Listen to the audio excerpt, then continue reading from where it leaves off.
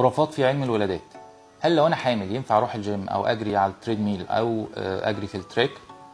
هنجاوب دلوقتي عن السؤال ده. ان الرياضه لكل الامهات والحوامل مطلوبه جدا جدا جدا، لانها بتؤدي الى زياده تحمل دوره الدم بالنسبه لها، القلب، قدرتها على الوصول للشهر التاسع بكفاءه ولياقه وليونه، ما تحسش انها تعبانه اخر الحمل.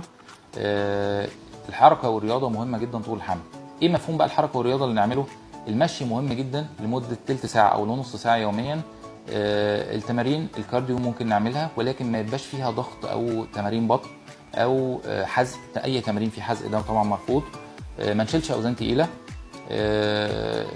نشرب ميه كتير اثناء التمارين الرياضيه. يبقى الحركه والمشي، ما نشيلش اوزان تقيله، وناكل خضار وفاكهه كتير. بس.